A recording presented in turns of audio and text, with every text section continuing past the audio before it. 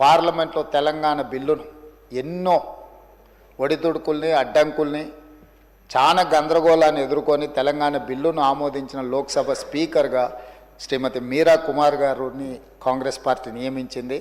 వారి నాయకత్వంలోనే బాబు జగజ్జీవన్ రామ్ గారి కుమార్తె మీరా కుమార్ గారు ఒక దళిత బిడ్డ స్పీకర్ కుర్చీలో కూర్చొని తెలంగాణ రాష్ట్రాన్ని అందించారు. ఇది కూడా చరిత్రలో మనం గుర్తు చేసుకోవాల్సిన సందర్భం అధ్యక్ష. ఈనాడు కాంగ్రెస్ పార్టీ అధ్యక్షుడు కూడా మల్లికార్జున్ ఖర్గే గారు ఒక దళితుడే ఈరోజు కాంగ్రెస్ పార్టీ అధ్యక్షుడిగా కొనసాగుతున్నాడు అధ్యక్ష. అదేవిధంగా అధ్యక్ష, ఎస్సీల రిజర్వేషన్లు ఉన్నప్పటికీ జనాభా దామాష ప్రకారం రిజర్వేషన్ కావాలని చాలా సంవత్సరాల నుంచి ఈ వర్గాలలో ఒక డిమాండ్ ఉన్నది. దానికోసం ఎప్పుడు ఉద్యమాలు జరుగుతూనే ఉన్నాయి అధ్యక్ష. అందుకే దీన్ని రాహుల్ గాంధీ గారు 2018 ఎన్నికల సందర్భంగా స్పష్టంగా తెలంగాణ రాష్ట్ర ఎన్నికలకు వచ్చినప్పుడు ఉత్తమ్ కుమార్ రెడ్డి గారు పిసిసి ప్రెసిడెంట్గా ఉన్నప్పుడు స్పష్టంగా హామీ ఇచ్చారు, కాంగ్రెస్ పార్టీ అధికారంలోకి వస్తే ఎస్సీ వర్గీకరణ చేసి తీరుతుందని. ఇదే కాకుండా అధ్యక్ష 2023 ఆగస్టు 26న చేవెళ్లలో తమరు కూడా ఆ రోజు సభలో సజీవ సాక్షి మల్లికార్జున్ ఖర్గే గారే ఎస్సీ ఎస్టీ డిక్లరేషన్లో స్పష్టంగా ఎస్సీ ఉపకులాల వర్గీకరణం చేపడతామని చెప్పి వారు చెప్పినారు. వారందరి నిర్ణయాలు వారందరి ఆలోచన మేరకు సుప్రీంకోర్టు తీర్పు మేరకు ఈరోజు మనం ఈ నిర్ణయం తీసుకోవడం జరిగింది అధ్యక్ష. దీనికి సంబంధించి ఒక చరిత్ర ఉన్నది. 1996లో జస్టిస్ రామచంద్రరాజు కమిషన్ నియమించడం, వారు 97లో నివేదిక ఆధారంగా వర్గీకరణ చేస్తూ జీవో 68 ఏబిసిడి కేటగరైజేషన్ కింద జీవో 69 రోస్టర్ విధానాన్ని అమలు చేస్తే ఆనాడు జీవోలు ఇచ్చారు. అదేవిధంగా అధ్యక్ష 2000 సంవత్సరం ఏప్రిల్ 1వ తేదీన ఉమ్మడి ఏపీలో వర్గీకరణను అమలు చేయడం జరిగింది అధ్యక్ష. దాని తర్వాత జరిగిన కోర్టులు తీర్పులు సుప్రీంకోర్టు వరకు వెళ్ళడం, అదేవిధంగా ఏపీ వర్సెస్ చెన్నై కేసులో 2004 నవంబర్ 5న సుప్రీంకోర్టు 5 సభ్యుల ధర్మాసనం 3:2 ప్రకారం తీర్పునిచ్చింది అధ్యక్ష. ఎస్సీ వర్గీకరణ కోసం చర్యలు తీసుకోవాలని కోరుతూ 2005 డిసెంబర్ 10న ఉమ్మడి రాష్ట్ర అసెంబ్లీలో తీర్మానం కూడా కేంద్రానికి పంపించడం జరిగింది అధ్యక్ష.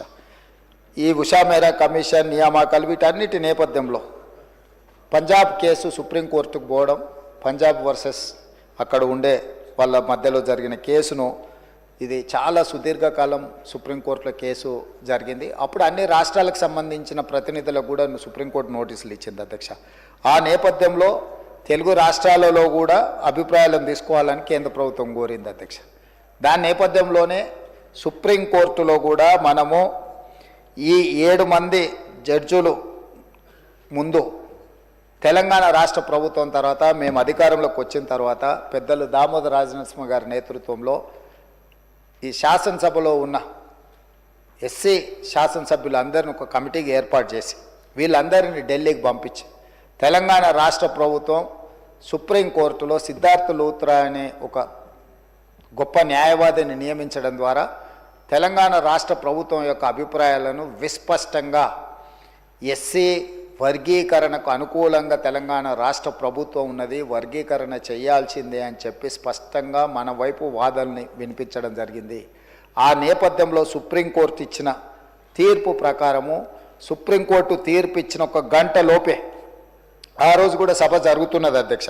సభలో స్పష్టంగా 100% ఈ వర్గీకరణను అమలు చేస్తామని చెప్పి ఆ రోజు ప్రకటించినాం అధ్యక్ష.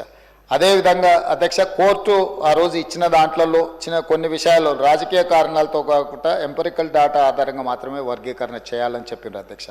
ఎంపెరికల్ డేటా క్షేత్రస్థాయిలో అనుభవపూర్వకంగా సేకరించిన సమాచారం, 1 జనాభా, 2 అక్షరాస్యత శాతం, అనుసరిస్తున్న వృత్తులు, ఉద్యోగాలు, ఆర్థిక పరిస్థితులు, వీటన్నిటి నేపథ్యాన్ని తీసుకొని ఈ వర్గీకరణ చేయాలని సుప్రీంకోర్టు మనకు చెప్పడం జరిగింది అధ్యక్ష.